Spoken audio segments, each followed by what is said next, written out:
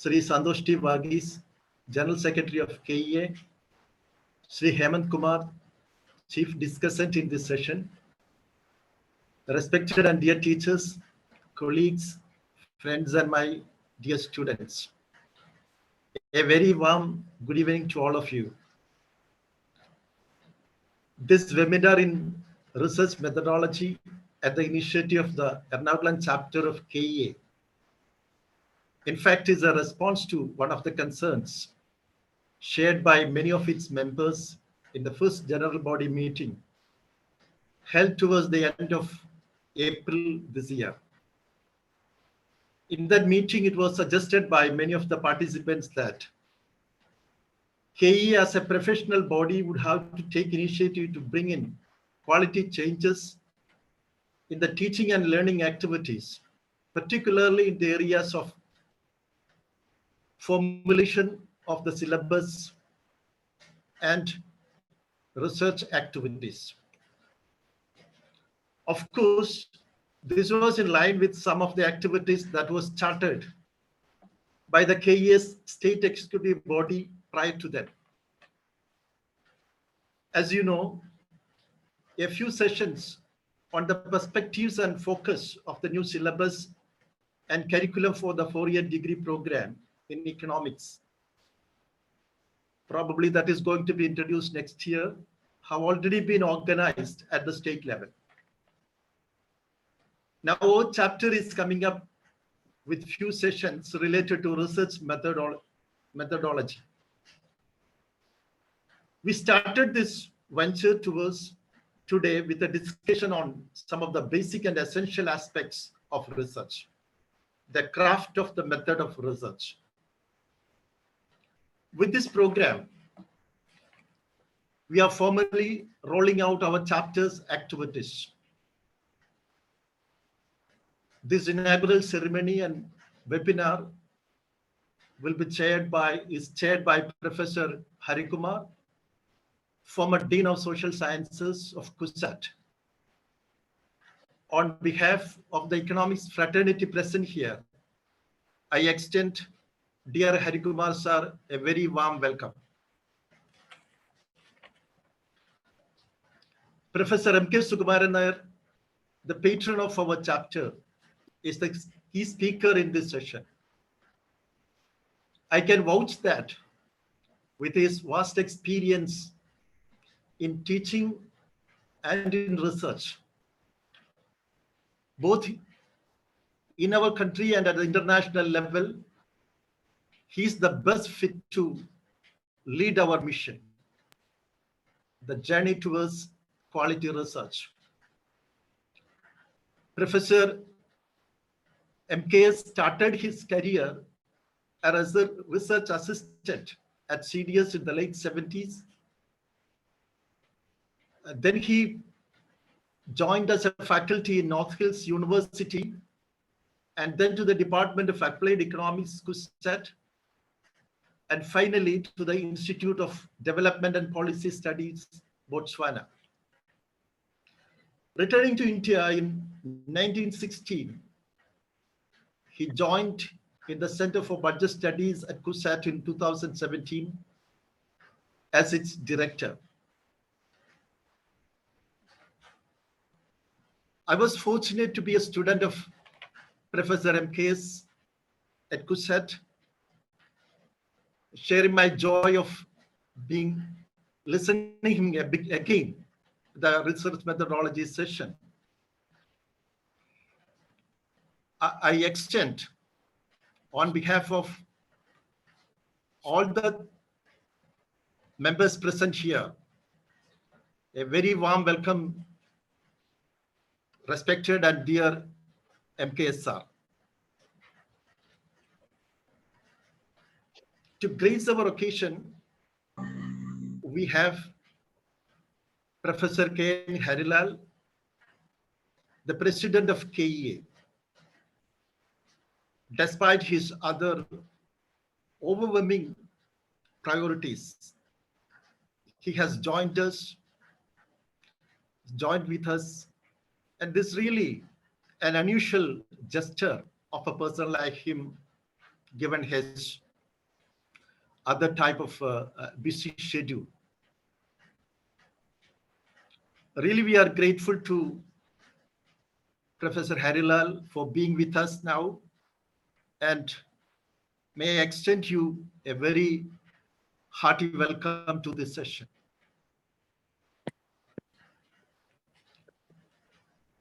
Our KEA General Secretary is also with us, a vibrant, a dynamic, probably a driving spirit of this activity, Sri Santosh Tivagis. Santosh, a warm welcome to you too.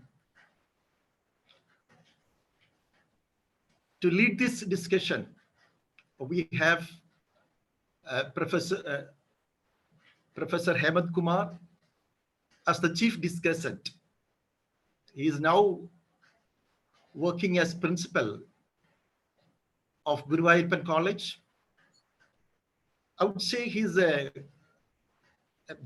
good match to Professor MKS with his international exposure. And Hemant sir, we are so happy that you are here with us in this session, and we extend you a very warm welcome. Our chapter members, teachers, and students, particularly the postgraduate students, they have joined, and the turn up we have now nearly 160. That's really an encouraging sign that we have to continue this kind of sessions. Saluting you all for the kind of support that you are giving, and the faith that you are reposing in this body. Let me welcome you all, dear students and my dear teachers, to this webinar. Wishing you all a very productive and useful time. I remain, and I ask Professor Harikumar sir to lead this session. Thank you all. Respected Professor MK sir, Professor K.N. Harilal, Santosh Tivagis, Dr. Philip, Dr. Hemant Kumar, dear friends, today we have assembled in this webinar to listen to a talk by Professor MKS on craft of empirical research methods.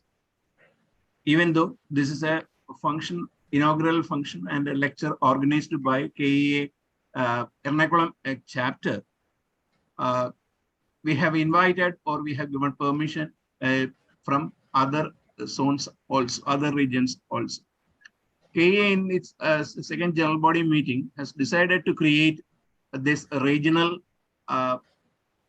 branches or the regional chapters with the idea of reaching our target group, especially the teachers and students. For that, we will be organizing different programs so that we can enrich the students and faculty members to a different level, because the Kerala higher education is going on a tremendous change, and the teachers and students has to cope up with that, with this kind of changes. For that, as a professional body, we will be trying our maximum level to help the teachers and students. I'm not extending much.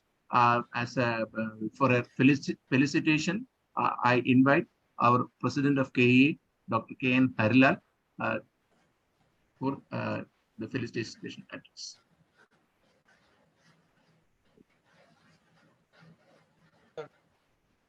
I MK Sukumaran Nair sir, Professor Harikumar, Dr. Hemant,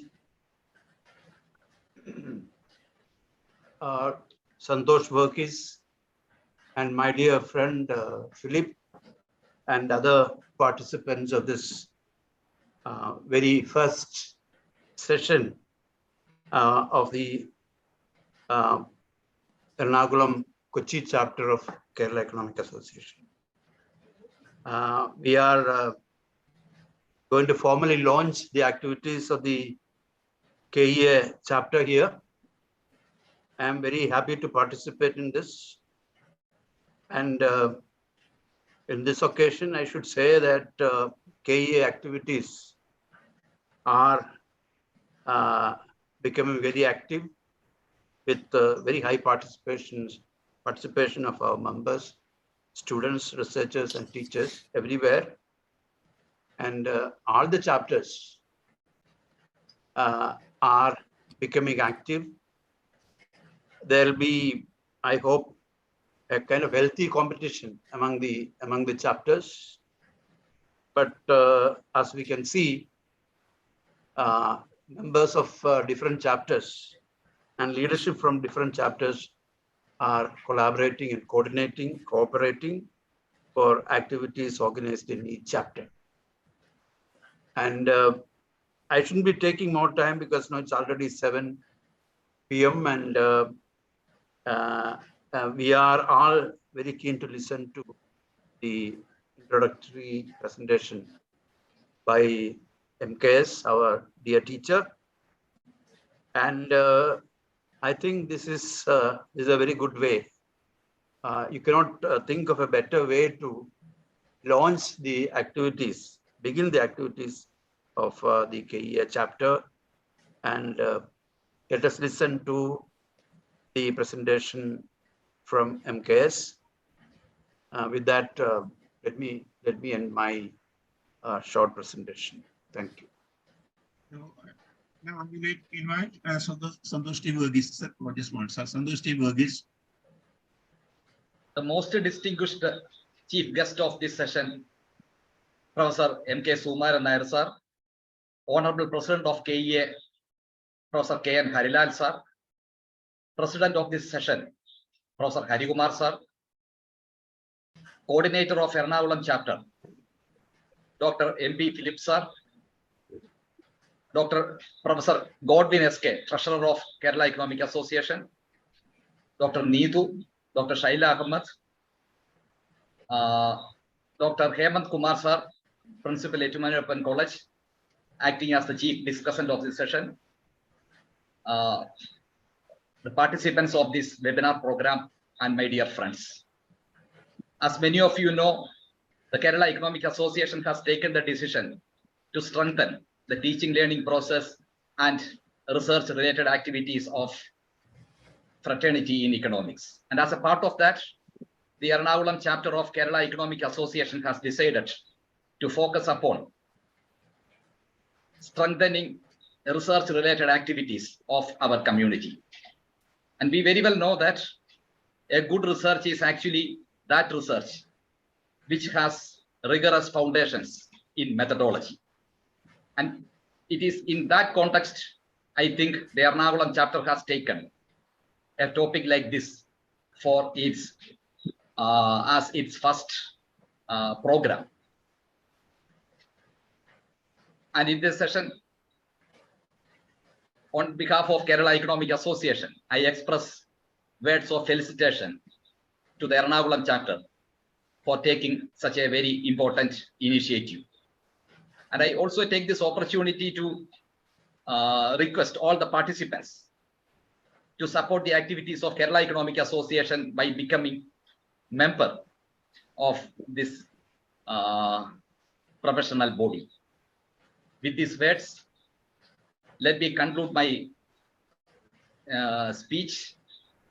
Thank you for listening to me. Now I invite Professor Sukumaran Nair, sir, to deliver the inaugural address and the lecture. I have a request to the participants. He will be talking for 40-45 minutes time. After that, there will be discussion. Either you can ask directly or you can put the questions in the chat box.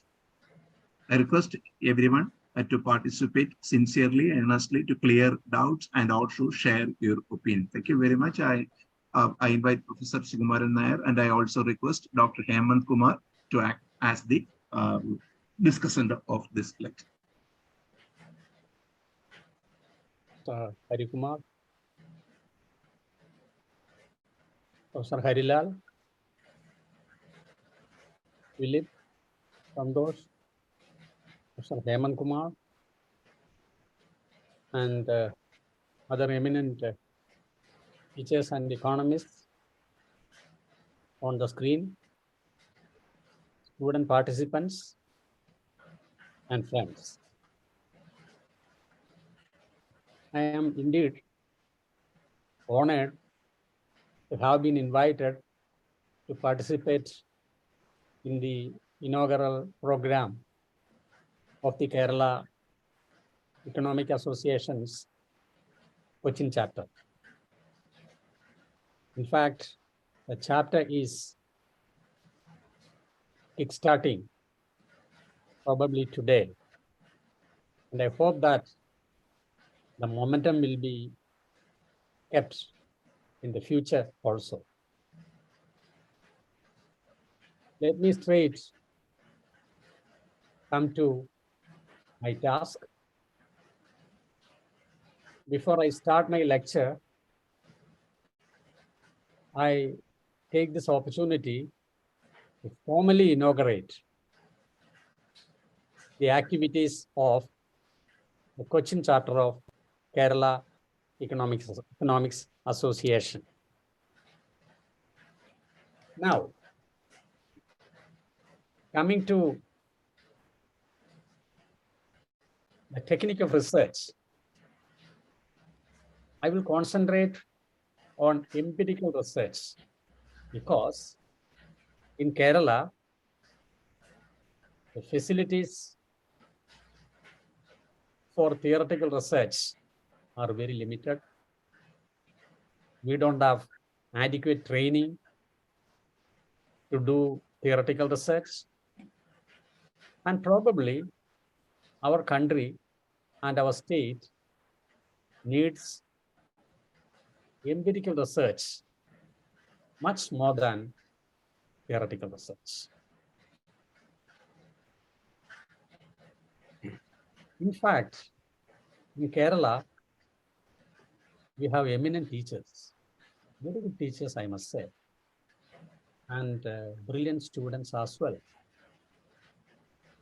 Compared to the teachers in other states, as I have seen, our teachers are far superior to them in their commitment and ability. Unfortunately, they don't have adequate facilities. But even within such constraints, they are doing extremely well. Of course, their focus is mostly on teaching rather than on research because of the circumstances. But still, I find occasionally research papers being published by our teachers. Recently, probably last week, CPW brought out a paper by Justin George, Akhil Menon, and Nitin Thomas on Kerala finances. It's a good paper. Within the limited facilities, they have done a good piece of work. In fact, if facilities are increased, adequate training is given, our teachers can really contribute to economic research, and Kerala can become a hub of economic research in this country.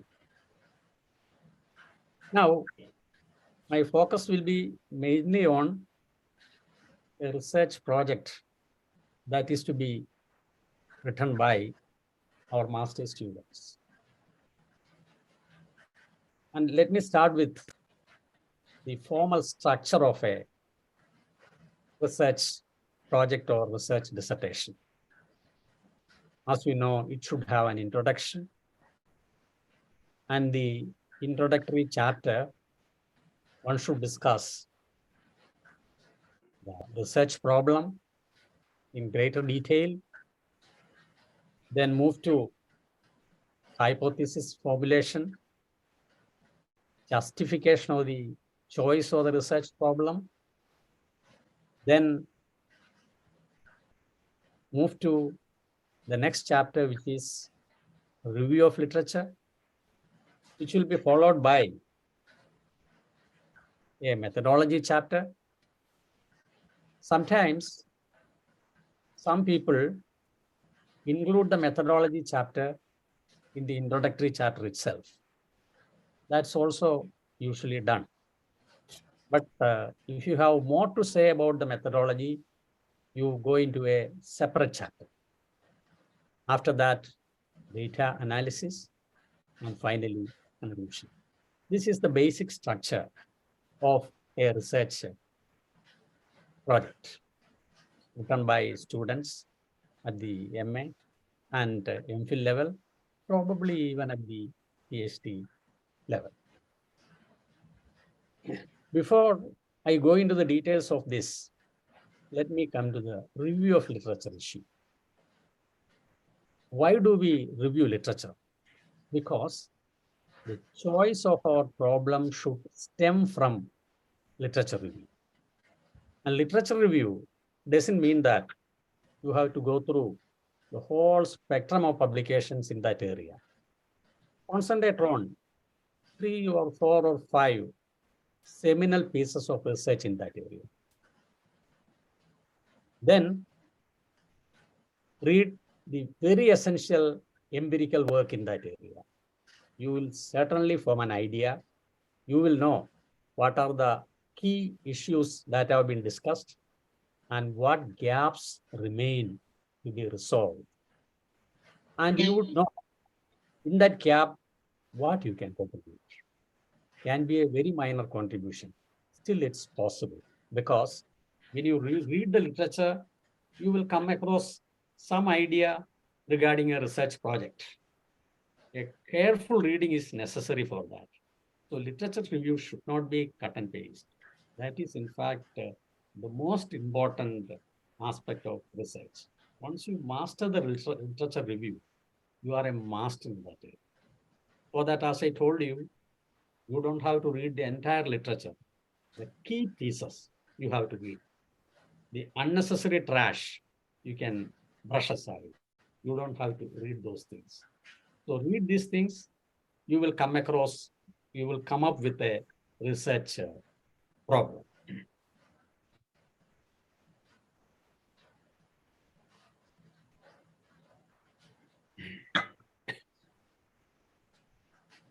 Generally, everybody has an interest in one of the branches of economics. Either macroeconomics or growth economics or development economics or public finance or agricultural economics, industrial economics, any area. And you read basically that area to do your research. For example, if you are interested in growth and public finance, you keep on reading materials in that area. And I can hypothetically choose a problem from there. For example, I choose a problem, the crowding out effect. Generally, it's argued in literature we have learned, the basic textbooks tell us that if public expenditure increases, that will crowd out private investment. But our experience on Indian economy casts a bit of doubt on that. Should public investment necessarily crowd out private investment?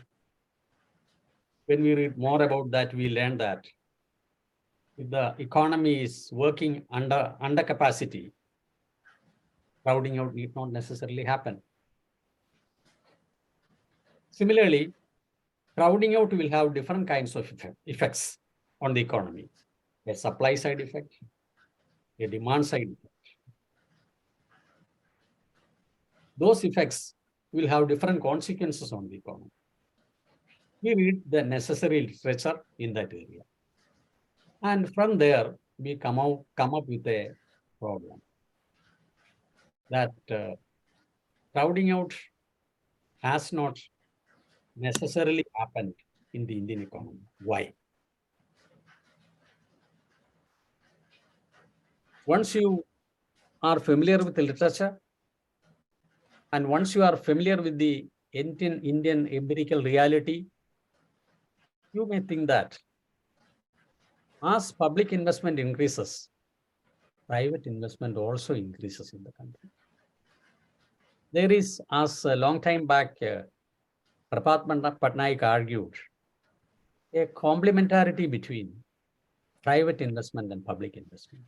So the moment public invests, infrastructure is created, and the private sector will jump in there to make use of that facility.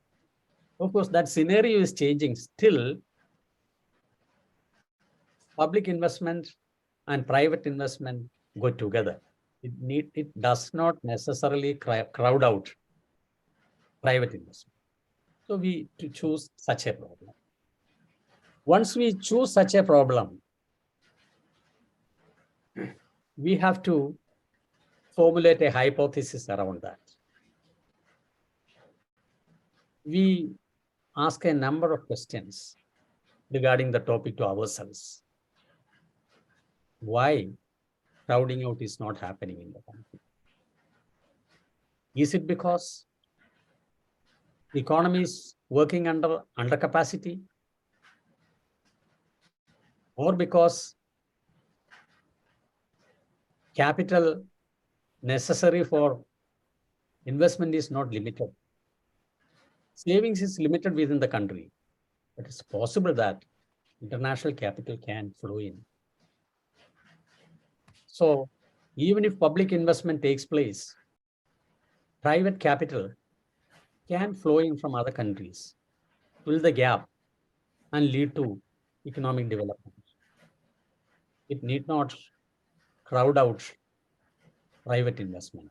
It will rather probably promote private investment.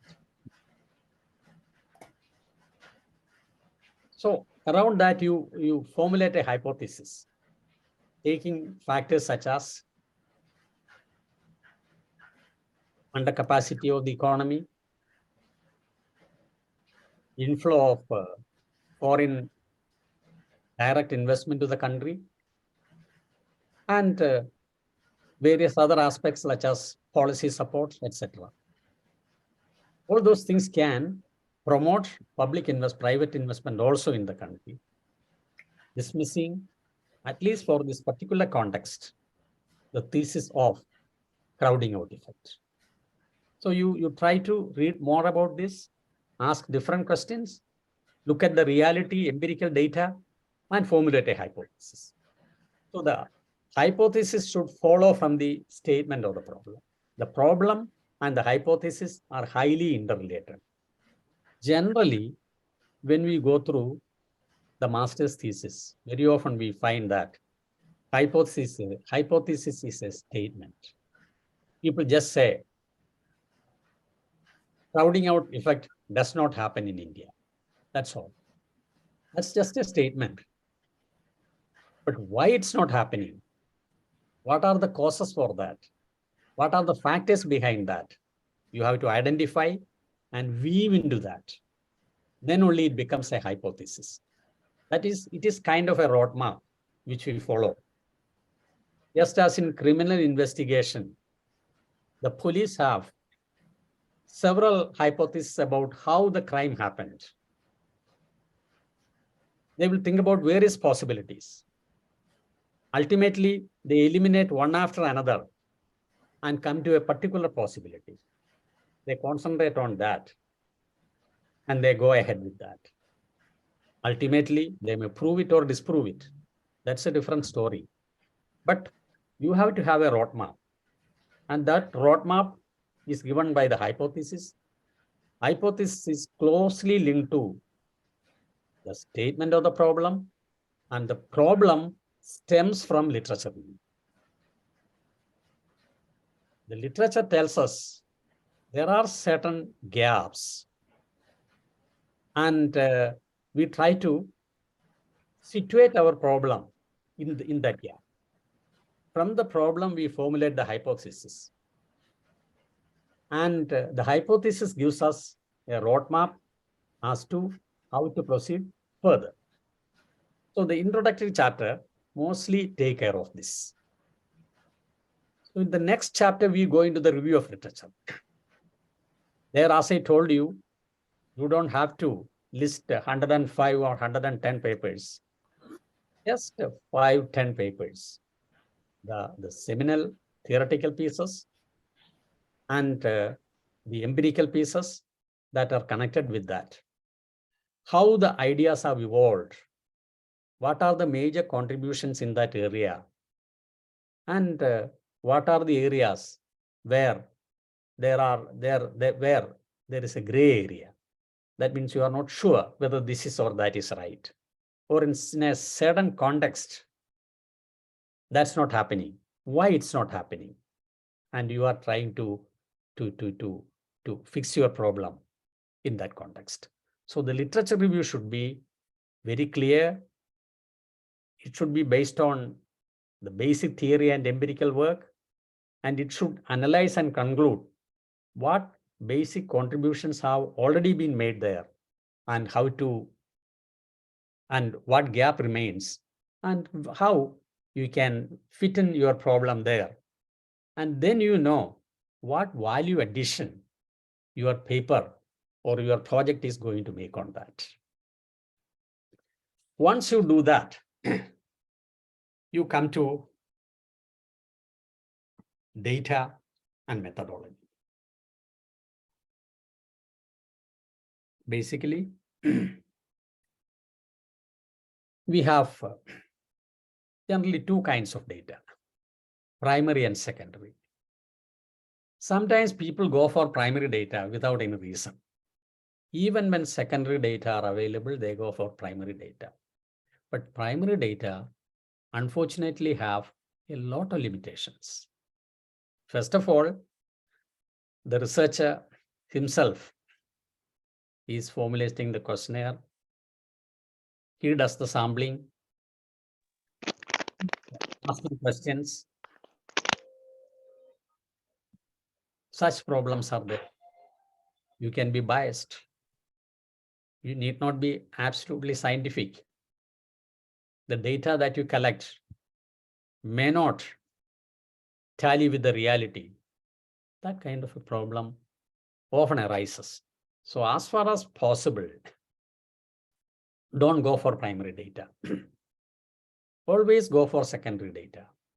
If on a certain topic, which you think that that's very important, if secondary data are not available, of course, you can go for primary data. But even then, you must exhaust the available secondary data.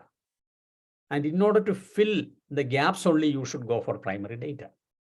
But again, there is a problem. You cannot compare the primary data that you collect and the secondary data. That's a big problem. So there, you have to use your judgment. And your judgment need not necessarily be correct. Such problems can arise if you concentrate on primary data. So it's advisable that we choose a problem, particularly for this project work, where secondary data are available, where you can use secondary data. And when you use secondary data also, you have to take it with a pinch of salt. The secondary data are not collected and made available not to suit your requirement. It's for a general purpose. So you have to understand what the data are, what are the sources of the data, what are the limitations of the data, what are the problems associated with the data. All these things you have to understand. And again, when you use data, you have to be clear about the precise definition of each category of data. For example, you cannot combine GDP and NDP. They are different. For some years you take GDP, for some years you take NDP. That's not possible. So you must understand the difference between the two. Similarly, when you look at certain kinds of data, secondary data, you will find inconsistency. Or certain areas where you cannot give an explanation why this is happening. If you look at the earlier data on Kerala economy in the 60s and 70s, there are a lot of problems regarding the GSDP data. For one example, if I say, for certain years, the contribution of real estate sector to the GSDP is very, very low. Suddenly from 4 to 5%, it falls to 1%, 1.5% like that for 4 or 5 years. Then it jumps to further heights. And of course, now it's very high. Such things are there because in the earlier time, our data collection methodology was not perfect. Now, of course, the data about the national economy as well as the regional economy are much more reliable. Of course, there are problems. Still, they are much more reliable. And the consumption data, which is collected by the NSS, they are the best available data, but they certainly have limitations. So understanding this only, we can go for a research based on secondary data. Anyway, choice of secondary data, I think, is more important than taking primary data for research. Because if you collect primary data, there will be a lot of randomness in that. The funds available becomes limited for the private sector. They withdraw from investment. And we often, when the public sector spends more money, there can be inflation. So therefore, two variables we should consider are interest rate and inflation. This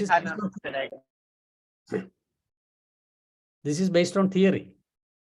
The theory tells us that interest rate and inflation are two important variables that determine private investment. But there are other variables also, which the theory talks about. Public expenditure, because the main thing is that when the public expenditure increases, private investment withdraws. That is what we started with. So public expenditure we have to consider there as another variable.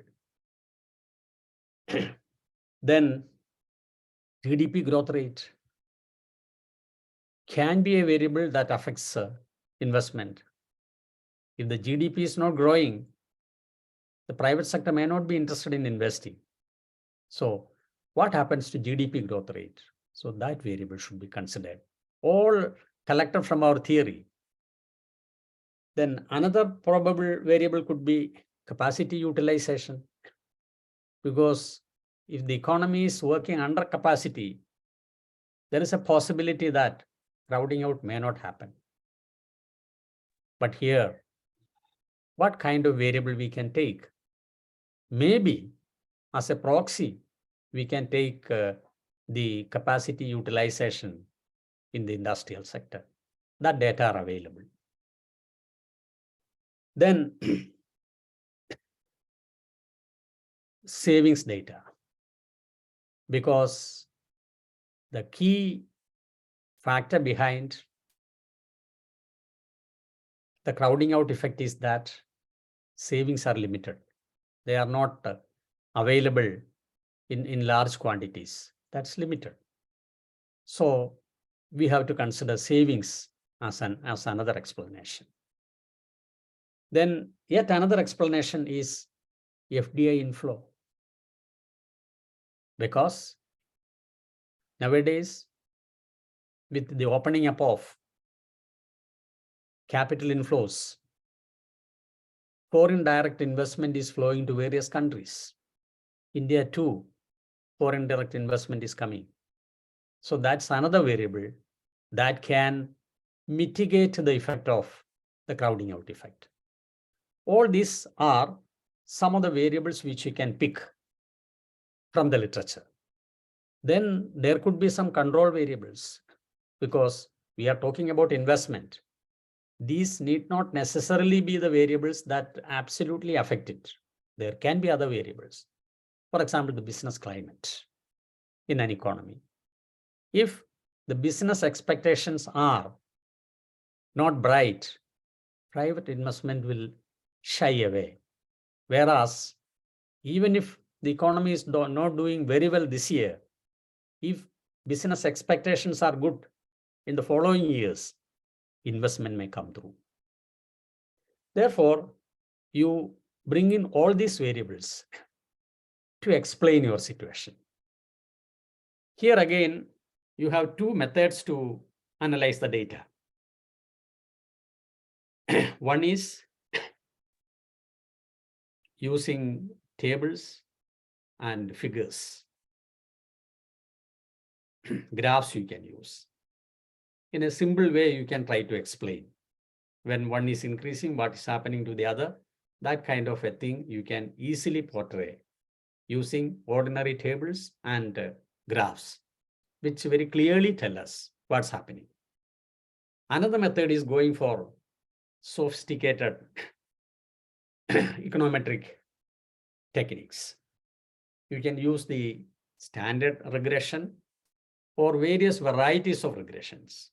But there, the problem is how to precisely define each one of the variables. For example, private investment, if you take, will you take absolute figures? No. You have to take it as a ratio of GDP. So private investment as a ratio of GDP for the last several years. That will be the dependent variable. When you come to the independent variables, interest rate, you can take as such, the rate of inflation, you can take as such, then public expenditure as a ratio to GDP. That should be taken as a ratio, not as absolute figures. Then GDP growth rate, the real GDP growth rate. Real GDP, how it has grown over the years. Then the capacity utilization in the industrial sector, that again is available. That can be taken. Savings. Savings, that is savings rate you consider there. Savings as a proportion of GDP. And FDI, not absolute figures. FDI as a proportion of GDP. If you take, you have more or less defined your variables. Then you have the business climate variable. How do you formulate or define that variable? We can't do it, but there are international indices which show what's happening to the business environment in each country. So about India and other countries, these variables are available on a time series basis. So you can take all this data and if you run an ordinary regression, there can be problems. There you will have to be aware of the stationarity issue. If the data are self-trending, you have to bring it to stationary level. When you bring it to stationary level, the OLS method, you cannot apply. You have to go for the error correction method. And with regard to the data again, if you consider that some of the variables have a lag or two, then the error correction method is not possible. You have to go for ADRL method. Lagged variables should be estimated in a different way. Like that, you will have to take a number of decisions regarding the econometric techniques. And standard practices are available. Nowadays, the packages are available. So estimation is not a big deal. But in most of the developing countries, if you go for very sophisticated regression techniques, you may not get desirable results because there is a lot of randomness in the data of developing countries. Most of these techniques are easily applied to the economies of advanced countries, where the economy, all economic activities are fully accounted for. Whereas in the developing countries, a lot of economic activities are not properly accounted for. Hence, the data have some kind of a bias. Therefore, for precise estimates, that kind of data may not yield the right kind of results. Once, as Professor Krishnaji said, many econometricians, when they don't get the right results, they don't report. And they report only the report, the result which suits them. Then your research becomes really biased. That's a big problem.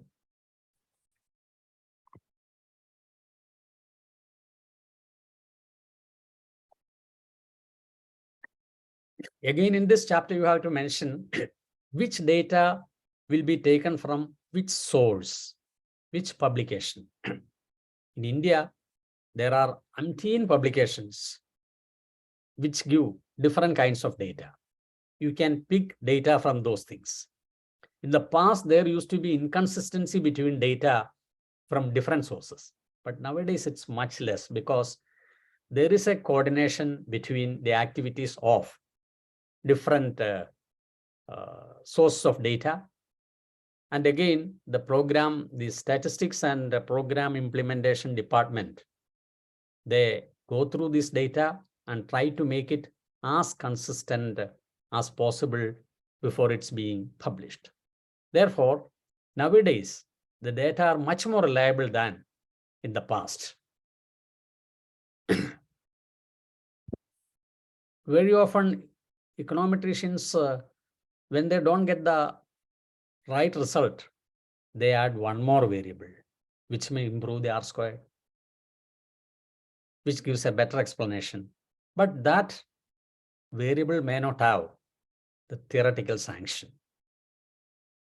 Some kind of a variable which has a far-fetched linkage with the problem at hand, but which need not necessarily explain what's happening. But the statistics, when we use in economics, the more number of variables we add, the better results we get. So many researchers do that. Some researchers bring in a dummy variable. Some people use an interactive dummy. When you do all these techniques, the results will improve, but the results will be far away from the economic reality in the country. So once you analyze the data, you have to go into the writing of the report. When you write the report, you have to see that each explanation you bring in have a theoretical underpinning. Theory should be behind that. Vishnu Narayan Namburi ഒരു കവിത പറഞ്ഞ മാതിരി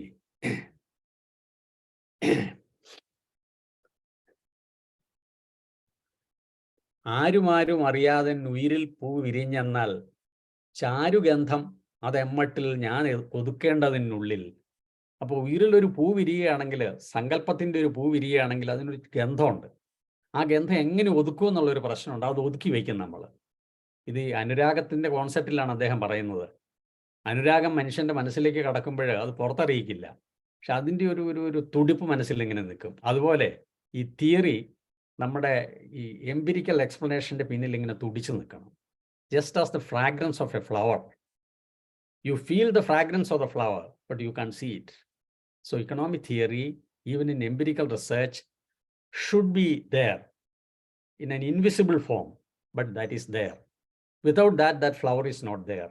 So your empirical analysis becomes meaningless unless it has the theoretical support.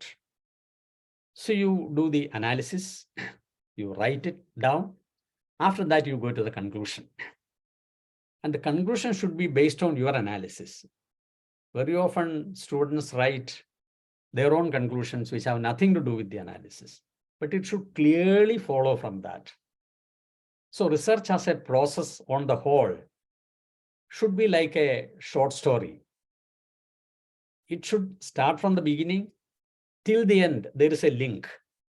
That link is being portrayed properly, and ultimately you come to a conclusion. So here also that should happen. And when you go for policy recommendations, some people in their dissertation go for policy recommendation. And very often that policy recommendation is what they have in their mind, not what stems from their research. Their analysis need not necessarily lead them to that. But they have certain ideas. In Kerala, we should do such and such things for the country, to state to progress. Put all those things there. It has nothing to do with the analysis you have done. Such problems also you find. Now, come back to your introductory chapter once again. On the basis of all this, reformulate your introductory chapter. You write an introduction which will really introduce the subject. And in the first page itself, if possible, write what is the value addition which you have made to the subject by your analysis.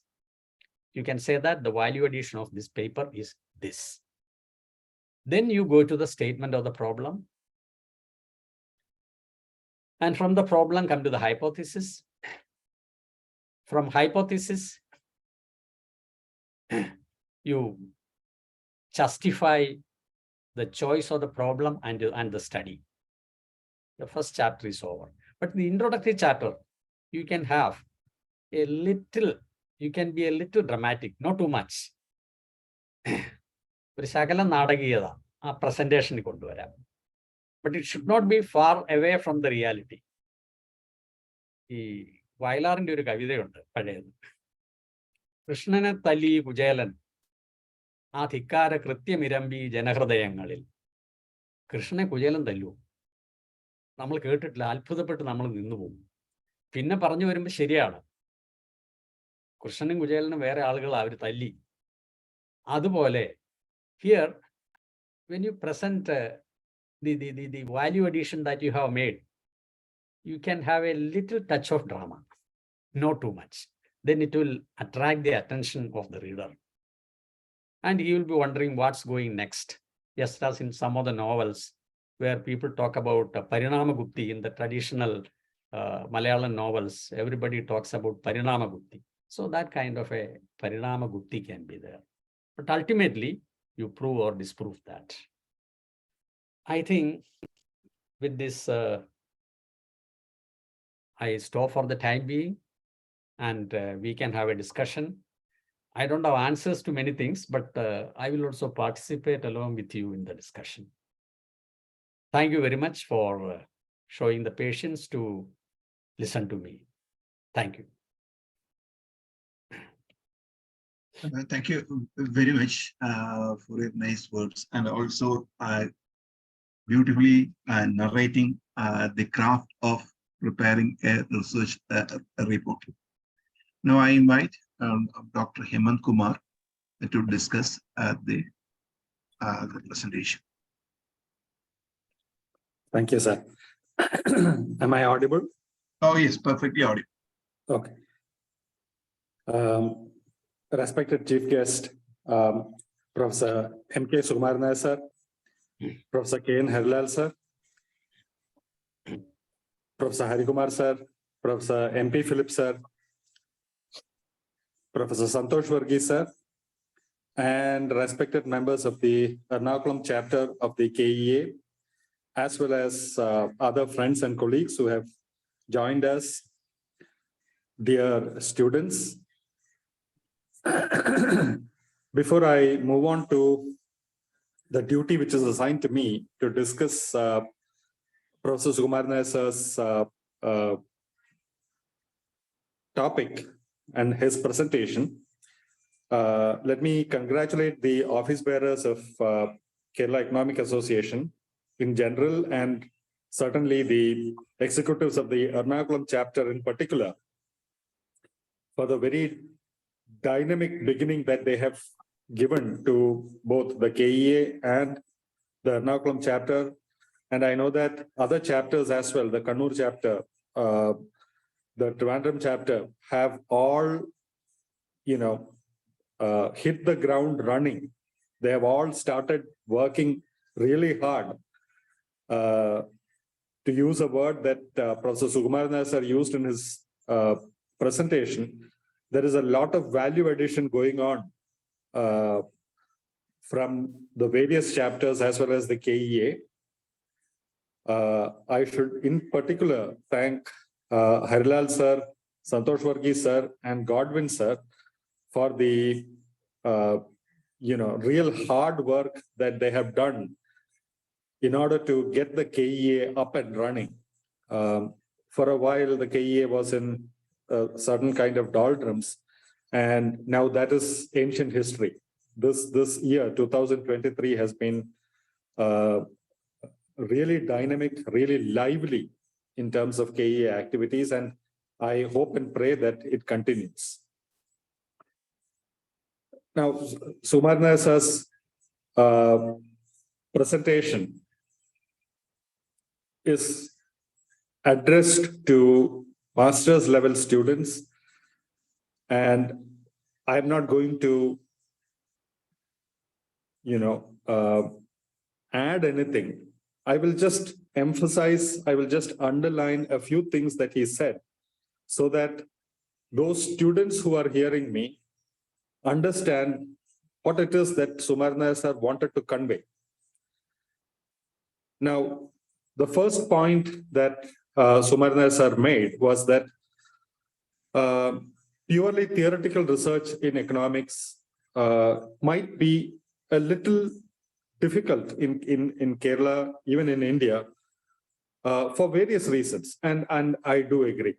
In India, what is generally done and what is most appropriate, what is most suited for, I would say, 99.9% of the students is empirical research. If there are any of you who really would like to do pure theory, you probably will have to go abroad, find people who are interested in the same area of economics where you have some theoretical interest and pursue your research there. So empirical research is what is appropriate here. And let me also add one thing to what Sumarna sir said, which is that over the last 20, maybe 30 years, the worldwide trend has been that there has been a turning away from theory and towards empirical research worldwide. In the United States, in Europe, certainly in the English-speaking countries, empirical research has taken off in a really big way. And everyone can see why that is happening. It is mainly because, far more data and much better quality data is available now after 30 years of the digital revolution. Computers, the internet has made plentiful data. And, the term that's used now is big data. So data is available in plenty. And that has led to a blossoming of empirical research. And it's not just, data analysis, statistical analysis of data. The techniques used for analyzing data have also been reformulated, sharpened. The considerations have widened. The techniques have become really excellent. So empirical research in India should also look at what has been happening in the US, in England, and maybe, not imitate, but use some of these techniques more productively. So what Sukumaran Nair sir said is entirely right. Empirical research is what is appropriate for us.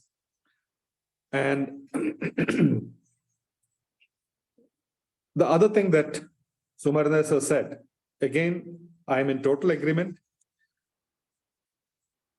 Somehow, many students are given the impression, and this is perhaps a failing of our university system. Somehow it is not so much by actual primary statement. I mean, it's not said in this way, but somehow this impression is given to the students that they have to collect primary data if their research has to be considered good. That is not true at all. And Sukumaran Nair sir has rightly underlined that, emphasized that. I agree with what he said. Exhaust secondary data.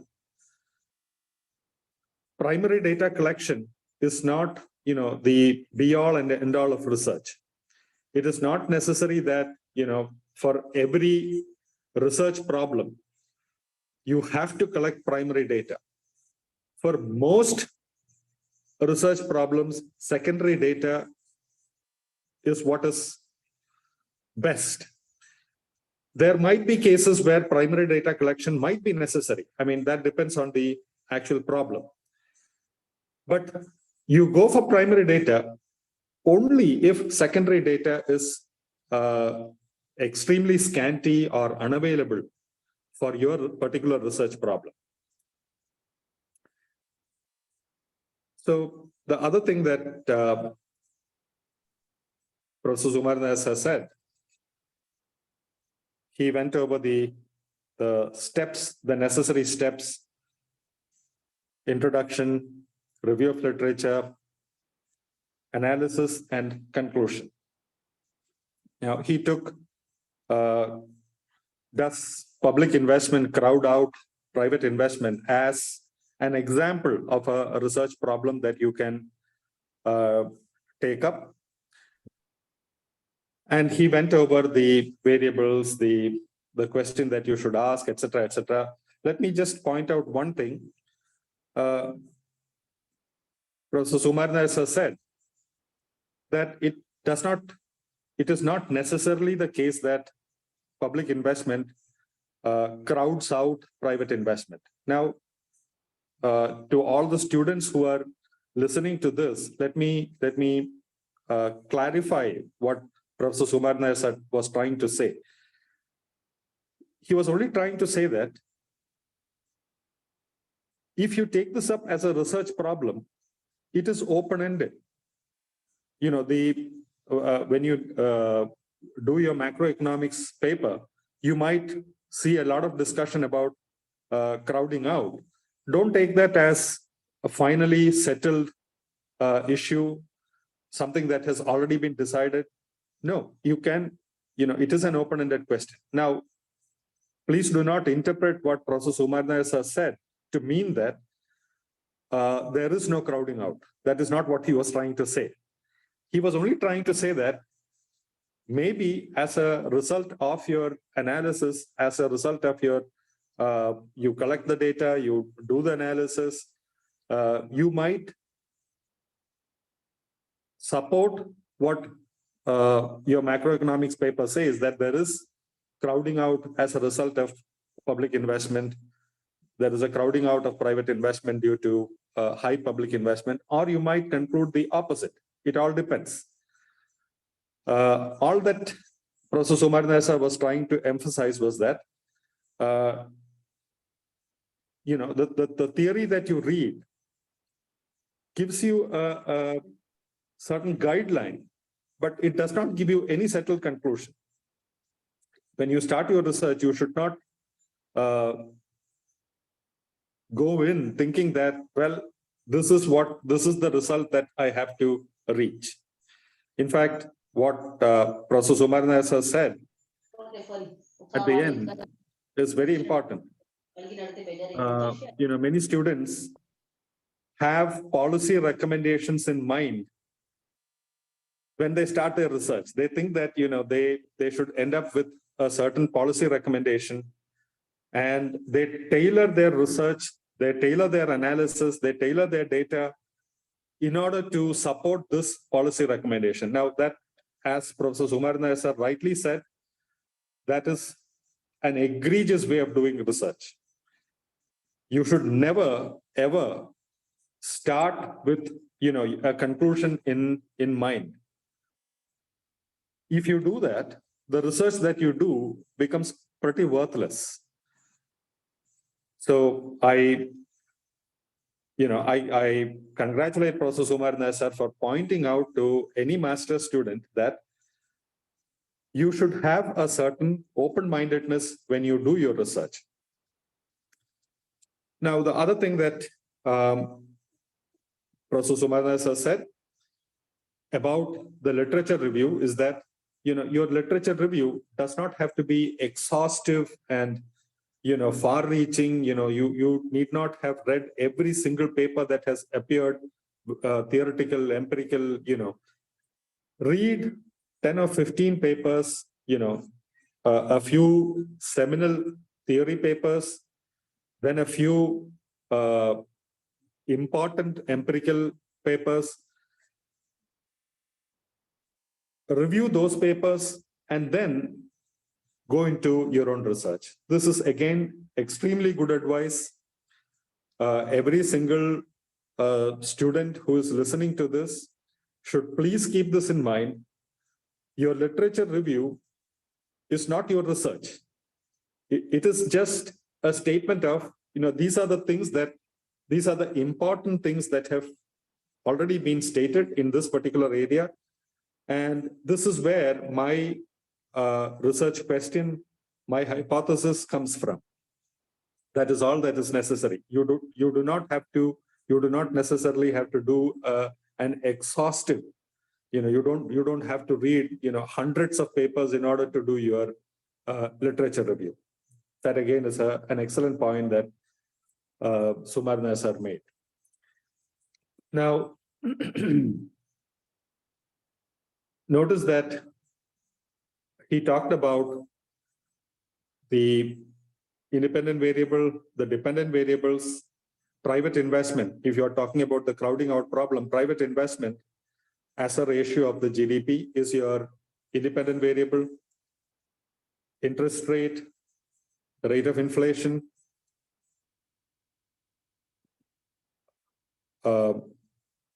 public investment, again, as a ratio of GDP, the GDP growth rate, capacity utilization, savings data, FDI, many of these will be, again, ratios, not absolutes, as Professor Sukumaran Nair sir pointed out. These are your independent variables. And you have a choice of whether you use graphs, tables, econometrics, regression. Your analysis can be done in different ways. Again, I like what Professor Sukumaran Nair sir said. You don't necessarily have to do an econometric analysis. This is again a mistake that many students make, or at least, this is something that they absorb as part of their 2 years of master's degree. They hear from their teachers, from their fellow students that, in order for master's degree, thesis, dissertation to be considered good, it has to have sophisticated econometrics, not necessarily at all. Again, the analysis that you do depends on the problem, depends on what it is that you are investigating and how you want to investigate it. I will just add one point to what Professor Sukumaran Nair sir said, and that is that the biggest problem in economics, the biggest problem in all social science research is probably how do you separate cause and effect? Now, when you're doing your macroeconomics development, everywhere this particular issue is discussed again and again and again. Maybe not in these words, but it is discussed again and again and again. How do you separate cause and effect? How do you know what is the cause? How do you know what is the effect? Now, the real world does not give you ceteris paribus data. The data is a mixture of things that happened as a cause, things that happened as an effect. The problem is, how do you separate it out? Now, as Professor Sukumaran Nair has said, econometrics gives you certain techniques of separating out the cause and effect. But please be aware, the assumption in econometrics is that the data has been collected by the researcher keeping the research problem in mind. Now, that is not what usually happens. You get secondary data and you use that for your dissertation. Now, the secondary data definitely has not been collected according to the researcher's needs. And Sukumaran Nair sir was quite right to emphasize that. So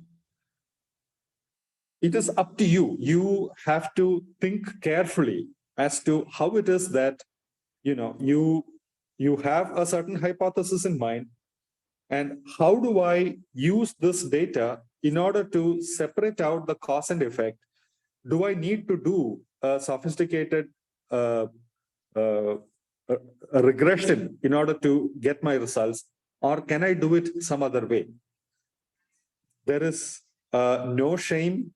There is, you do not, it is not at all shameful that you are doing something far more primary. You might be using tables, you might be using graphs in order to reach your result. And very often that can give you better results than the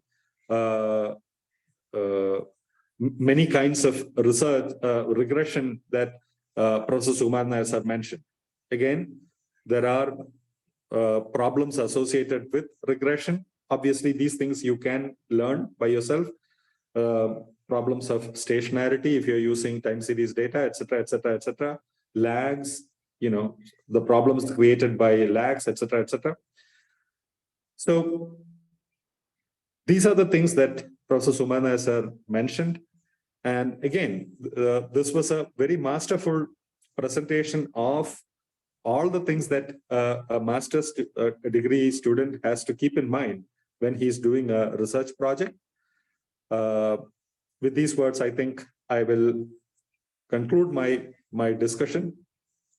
For master's degree students, Sukumaran Nair sir's presentation is actually an excellent presentation. I hope this has been recorded and will be made available to those students who are unfortunately not able to be present today, so that a wider variety of students will be able to make use of this presentation. Thank you. Thank you, Dr. Hemant Kumar, for a detailed discussion of the points raised by Professor MKS. And now the topic is open for a discussion. Participants can raise their questions. Students can raise the questions either in English or Malayalam, because sorry, in fact, he has used Malayalam between his presentations, so there is absolutely no problem in raising questions in Malayalam. The idea is to see that whether you have doubts, whether you have clarification on the points raised by sir. Good evening, everyone. Am I audible? Yeah, you're perfectly audible. Hello, Professor. My question to Professor Nair. Sir, as you mentioned that secondary data is more reliable than primary data because experts are involved in it. But my prime concern is in the era of extreme nationalism, do you really think that CSO and SSO work without government interference because they are completely under the control of government bodies? Thank you.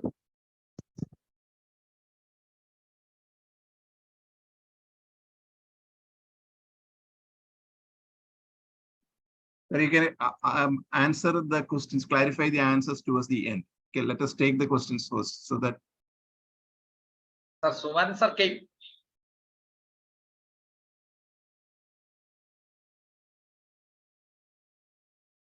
Sir, I'm audible. കേൾക്കാം ഹരി പറയുന്ന Yes, sir. You Ah, are okay. Yes, yes. സാറിന്റെ റൂമിൽ ഭയങ്കര light വീഴുന്ന പോലെ തോന്നുന്നുണ്ട്. കേട്ടൺ ഒന്നും ശരിയാക്കി. Okay. Now it's okay. Okay.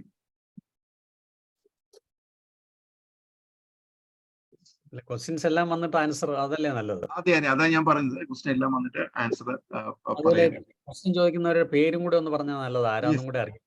ഞാൻ മാർക്ക് ചെയ്യുന്നുണ്ട്. അൻകിത ആണ് first question. Ankita, can you please introduce you? Hello, sir. I'm Ankita from Punjab. I have just started my PhD from Punjab University, Patiala. So I am just looking for the problem, like I am working on my research proposal. So while Professor Nair lecture was so much informative, but do you really think that government agencies like CSO and SSO are uh, uh, are able to work without government interference? Do you don't really think that the data has been distorted? So can we rely on these agencies unbiasedly?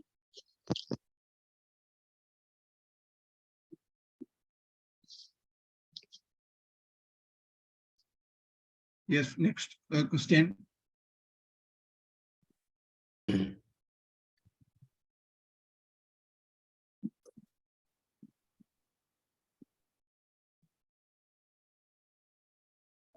Professor MKS, this is Harilal. Before I leave, I think I'll ask a question and leave. No, of course, I'll also try to listen to your response. I know, in fact, no, this is a question to Hemant also. No, both of them, in fact, emphasize secondary data, and I fully agree with them, particularly in the case of MA dissertation. But when you come to MPhil or PhD research or other projects to be done, other research project to be undertaken. And in all situations, now the emphasis on secondary data may not be acceptable. You may have to collect primary data.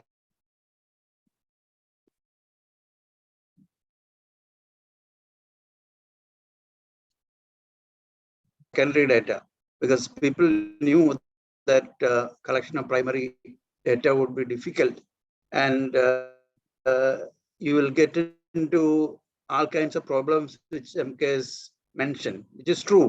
It cannot be handled at the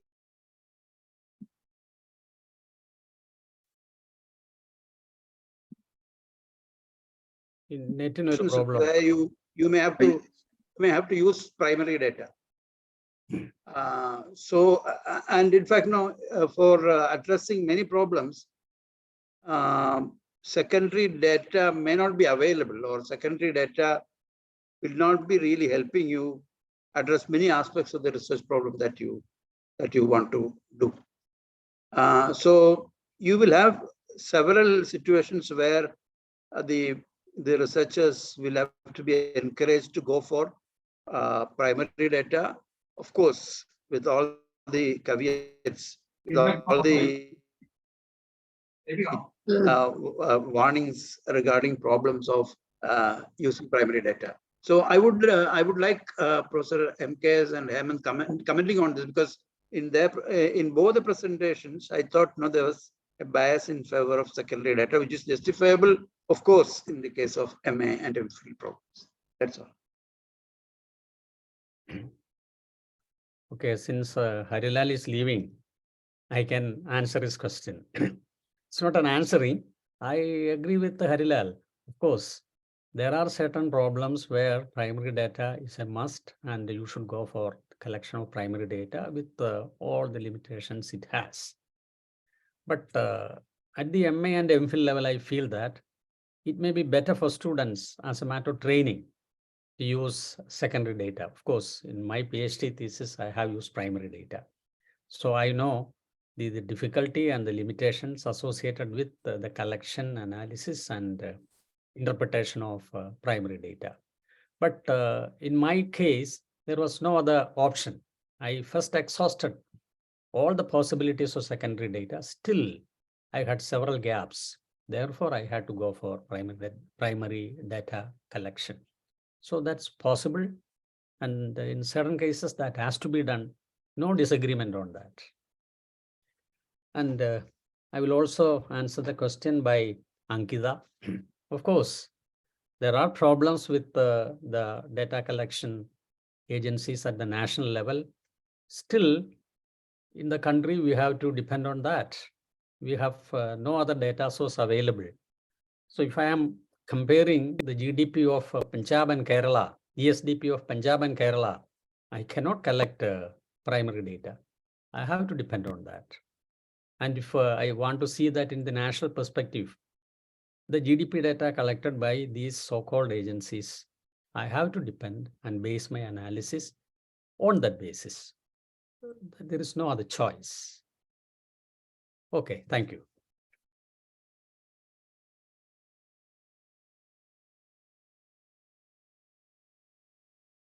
Any more questions?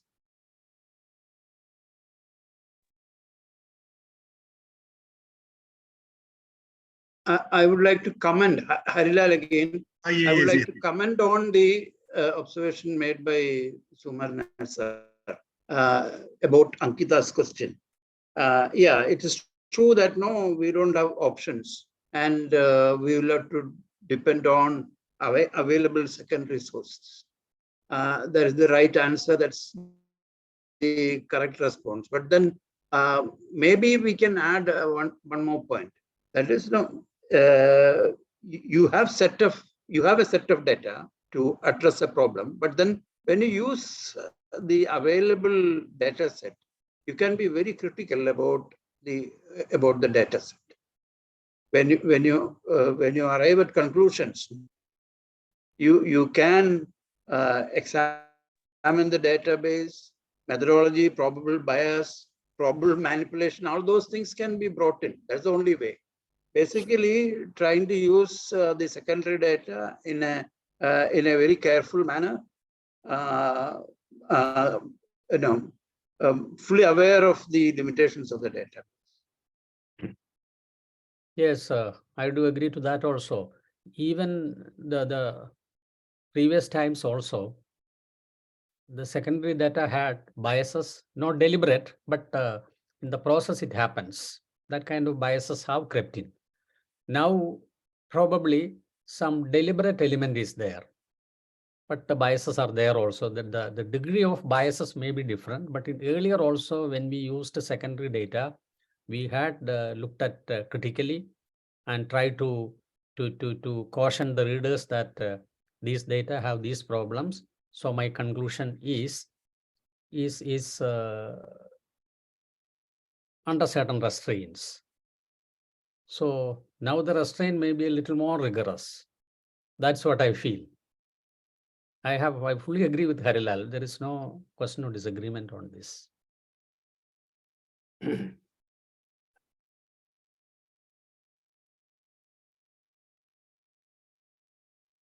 Hello, am I audible, sir? Yes, yes. Yes, sir. Myself, Jiskar. I am again from Punjab.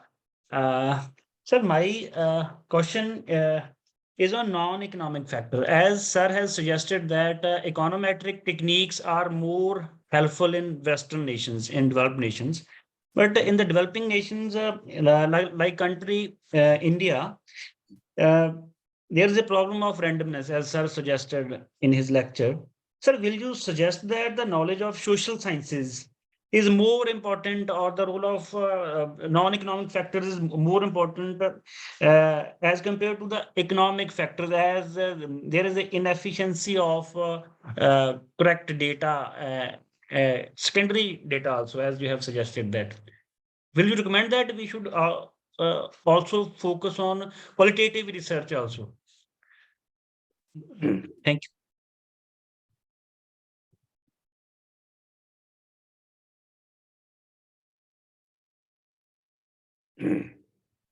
Hari, how do I, Hari, how should we? Sir, you can answer it. Okay. Of course, yes. The political economy approach very often tells us that there are non-economic factors that influence economic outcome. That's true. And most of the political economists make use of that. But in neoclassical economics, they have a certain paradigm and they go by that, where the Pareto optimality holds. There you take things as given. You are not going to change. So things are taken, things are given, and in that context, you try to make certain analysis, but you do not want to change. Whereas political economists, they want a change in society. So if you want to see the entire reality, you have to see the economic factors also. So these two approaches are there, and mostly in India, political economy was dominating till recent times, but unfortunately, now neoclassical tradition is asserting itself.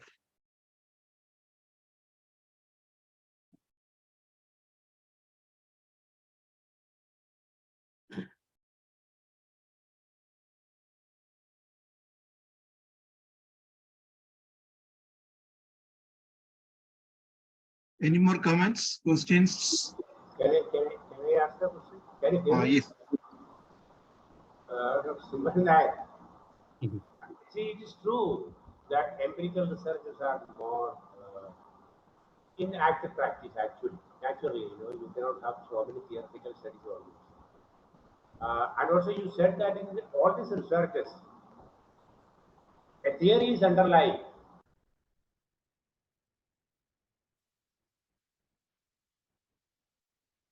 ഇല്ല, ഈശ്വരനെ കേൾക്കാൻ പറ്റുന്നില്ല. Ishwaran sir, you are not actually audible. First, Ishwaran is invisible here also. Try to be visible. Yes. എവിടെ ഈശ്വരനെ കാണാനില്ല.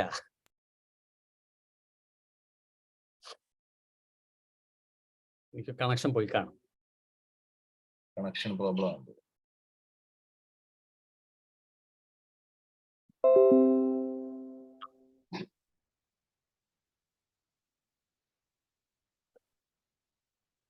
ഈശ്വരനെ video കൂടി ഒന്ന് ഓൺ ചെയ്ത്.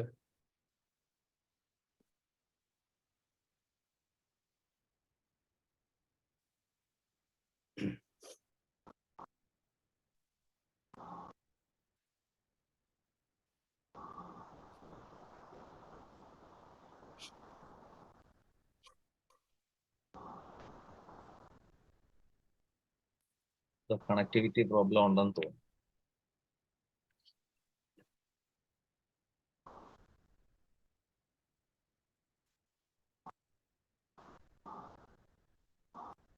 Adlal sir.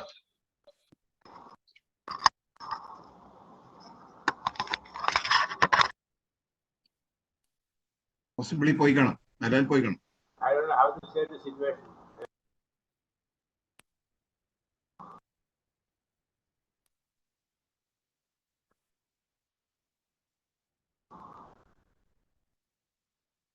Ishwaran, can you put your question on the chat box so that it will be visible?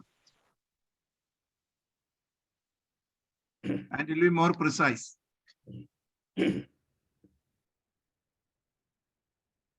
അല്ല, ഈശ്വരൻ അതാളത്ത് വരുമ്പോൾ നമുക്ക് ഡിസ്കസ് ചെയ്യാം, പറ്റിയില്ലെങ്കിൽ. ഈശ്വരൻ ഇങ്ങനെ മകളെ കാണാൻ ഇടയ്ക്ക് വരും. ഓ ശരി. ഹൈക്കോർട്ടിലുണ്ട് മകള്.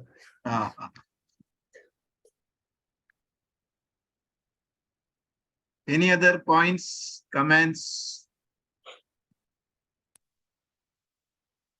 Sir, no other question is in the chat box. So Okay. So let me conclude like this. And now the 3 questions that came up for clarification were basically on the use of secondary data, its validity, limitations, etc. So possibly in the next week, we will have a presentation by Dr. Professor K.S. Hari from Gokhale Institute on the topic, where he will be making much more clear on this aspect. So we will be sharing the details very soon, the topic, exact topic and everything. And so thank you very much. And I will invite Tinu to propose the vote of thanks.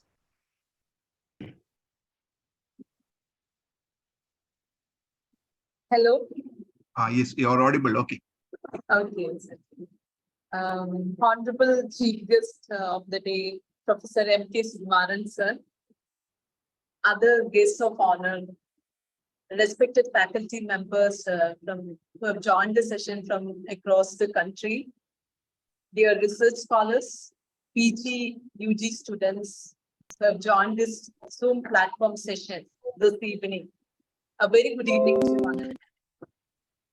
I have the honor and privilege to propose a vote of thanks on behalf of Kerala Economic Association Ernakulam chapter, because indeed this is a dream come true moment for the Ernakulam chapter of Kerala Economic Association, as we have kickstarted the activities of this season with a workshop on how to craft an empirical research. In the spirit of this occasion, let us reflect on the significance of empirical research, the way to conduct a research, how to design an empirical research, how to do an extensive literature review, how to formulate a hypothesis and to reach the conclusion of the study. We all got a detailed enlightenment from this session from an eminent scholar who is very much excellent, who excel in this session, Professor M.K. Sukumaran, sir. Of course, his session was really enthusiastic and informative for all of us, including all the faculty members. Thank you so much, sir. And I extend my heartfelt thanks on behalf of KEA Ernakulam chapter and on behalf of the organizing committee of this chapter, because you have spent your valuable time with us tonight. We are really enlightened with your knowledge and presence. Thank you so much, sir. Next, I would like to thank and make a special mention about Professor Harikumar, sir, former Dean of Social Science, CUSAT, for delivering a presidential address with the explanation of everything.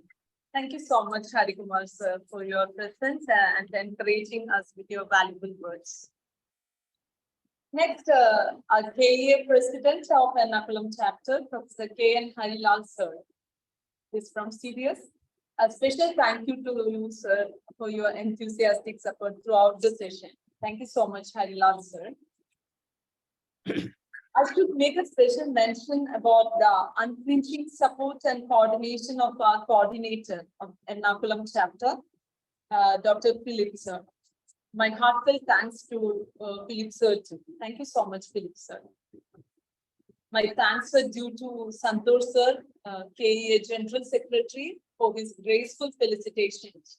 Also to Hemant, sir, Principal of Ettumanu College, for being the discussant of this session.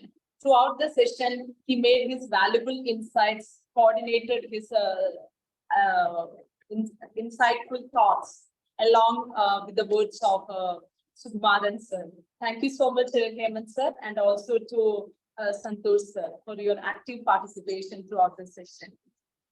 And last but not least, a special thanks to all the members of the organizing committee.